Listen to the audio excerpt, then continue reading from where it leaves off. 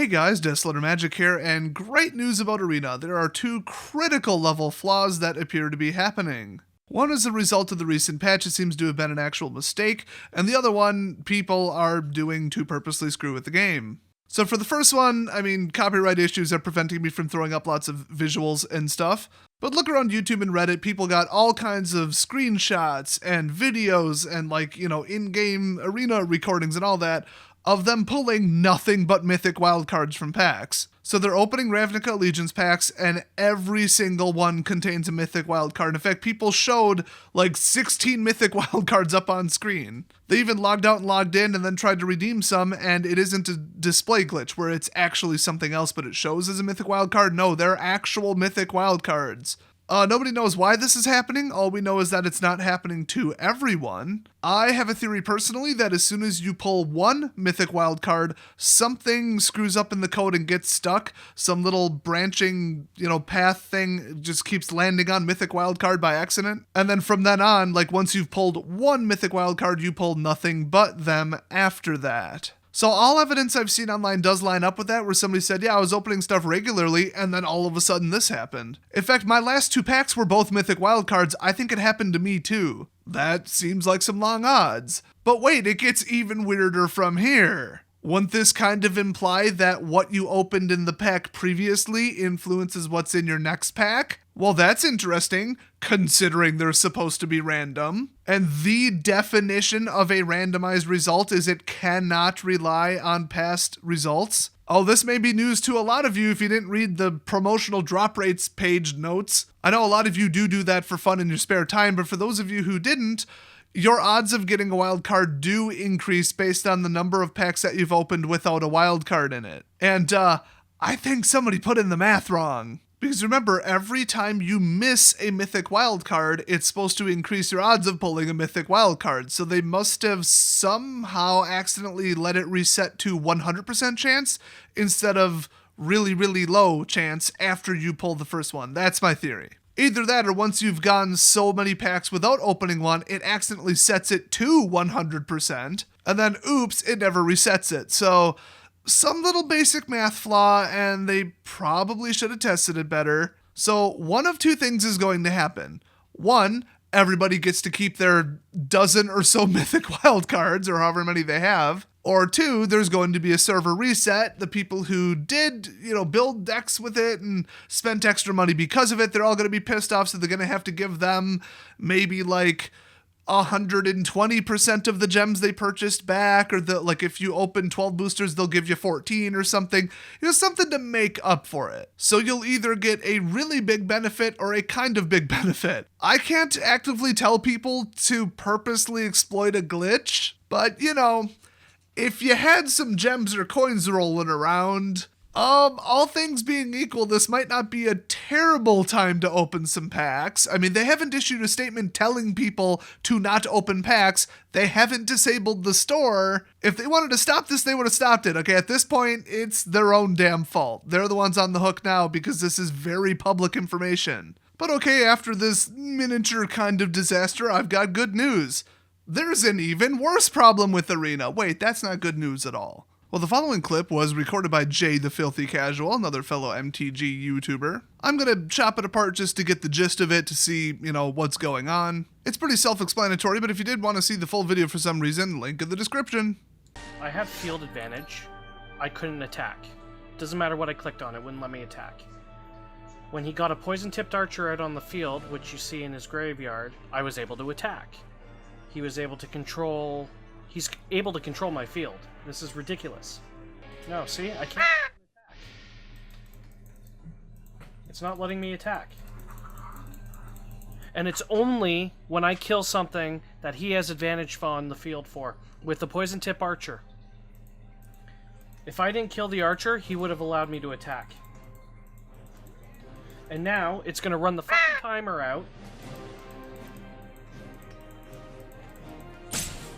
I can't fucking attack. See? I click all attack and it doesn't do anything. And he hasn't done any chatting. Nothing at all.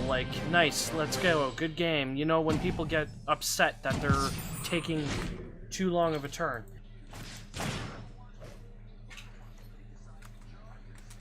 I can't f***ing attack. I'm not going crazy. I cannot do anything. He's locked my field.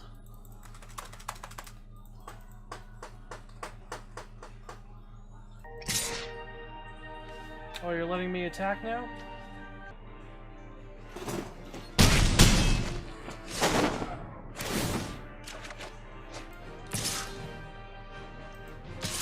Yeah, see, he wants me to attack so he can block on his 1/1s and then deal damage to me. So he's basically set it up so he can kill me on my attacks.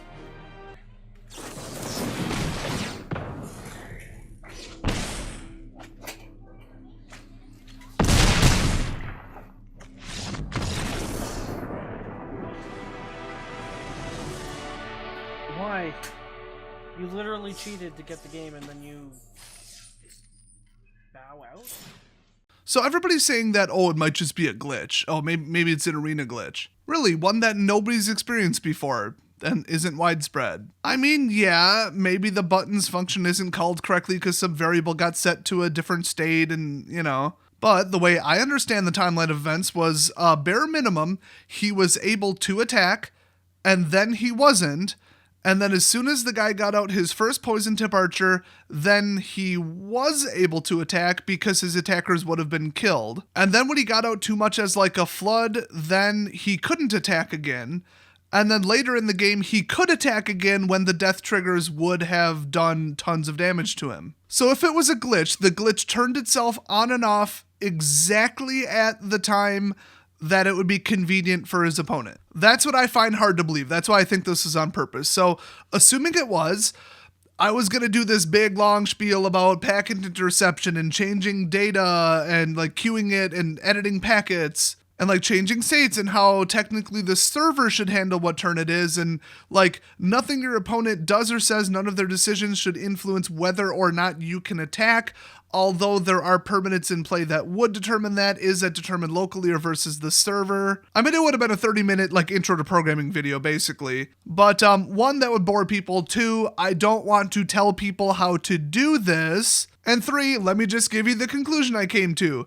This would be doable. There are a couple different circumstances where I personally, as a programmer, would know how to cause this to happen if the game was designed a certain way. So let's just leave it at that and say, yes, I do think that this is plausible that it could have been a hacker manipulating something instead of a really odd, convenient accident. And by the way, it was like 5 turns of not being able to attack, followed by 2 in a row of being able to attack. So it wasn't just like, oh, every odd numbered turn, something is calculated wrong. I guess it's a rounding error or, you know, something like that. It was really seemingly random, although not random, because it always made his opponent have the advantage. It's like basically when he wanted Jay to swing, then he could swing. That is just mighty suspicious. So I think something's pretty damn suspicious here. So this now comes down to how widespread is it? Well, it's not like we're hearing reports everywhere. Jay's the only one to ever capture this. So I'm thinking, what if there's either one person, literally just this dude, or there's just like a small group of hackers trying to like disassemble the game's code and sniff packets and, you know, modify stuff and all that. Let's just say it's even like 6 people. Well, you know how many matches went on even during the early beta? It was like, I think almost 1 billion or something, or 100 million or some just absurdly high number. The game could easily have between like 100,000 and 1 million players, like total registered that play more than once a week, I guess we'll say. So just the sheer odds of running into one are super low. Now, the other 2 pieces of information are Jay's fairly high ranked. I don't remember if it's like gold, platinum, or diamond or higher, but like he's not bronze or silver league. Who the hell in even Gold League runs Saprolings, especially the Saproling Death Trigger Archer deck? That is so slow. That deck is impossible. You can't win crap with that deck. I gave up on it weeks ago. But it just so happens to be one of the decks that would benefit the heaviest from allowing your opponent to attack sometimes and not other times. It's one of the few decks that uses mass death triggers. And then, I mean, would you cheat if you're a really good player? Probably not. Well, then again, we have like the entire history of GPs and Pro Tours as a counterexample. But that's prize money. But then again, esports prize money qualifications, and people have been, you know, cheating in other online esports games too. But okay, it is still a little bit of a point. Who would cheat? Somebody who gets really, really sick of losing. They're awful at the game. they have a garbage deck, they get pissed off and they're like, fine, I'm gonna make myself win. Well, at the end of the clip, the dude does the math wrong, goes to -1 on the attack, and oops, he accidentally lost. Like, who's that stupid? So he made a drastic play error at the last second there, and it cost him the game, implying that he's a terrible player, implying that he's the type who would want to cheat. So the logic really follows. I mean, it would be, like I said, awfully convenient on all accounts, all things considered, with all the evidence. So I really think this was somebody cheating, and I really think that the programmers better jump on this damn quick and start, verifying packets, because everybody says, well, what if they're using like Cheat Engine to modify the memory in real time?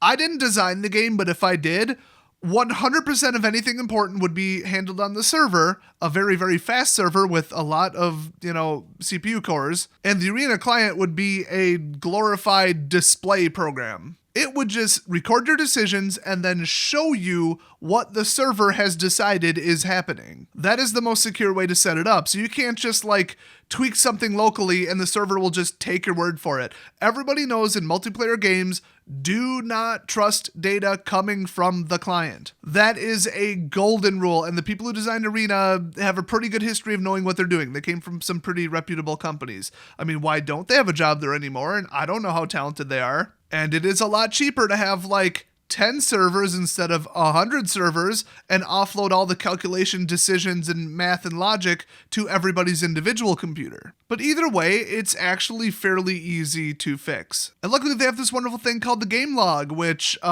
Jay's about to send me a copy of so I can analyze it myself. I've heard rumors that there's some interesting things in there about phase switching and that kind of stuff. But yeah, I think for now we can almost definitely assume that this was done on purpose and maliciously. That's just my conclusion. Who knows? Anything could be the case, though. So anyway, wonderful news all around. Arena's melting down into a disaster, and don't even think about saying, but it's just a beta, down in the comments, okay? The game was in beta for months. It basically works perfectly at this point, and being a beta does not allow people to cheat and hack the game. Plus, they already said they're not doing another server wipe, so it's basically the release product at this point. Plus, they're already pushing, leagues and esport qualifications and stuff. I guess they're talking about them. They haven't technically started them yet. You can't really take a beta program and run an esports tournament on it. So I think we're going to see the full release damn soon, but in the meantime, they're just using the term beta as a shield to make themselves look better if anything blows up in their face, like this mythic issue and, well, this. Well, okay, I'll play along. Hey guys, it's just a beta, so don't waste your money. Don't give Wizards of the Coast any money because this is a malfunctional, not done yet product. Maybe when they actually launch a working product, you should give them money, but in the meantime, give them nothing. Maybe that'll motivate them to get it out of beta and really just stop calling it beta. Well, anyway, thanks for watching, and I'll see you guys next disaster.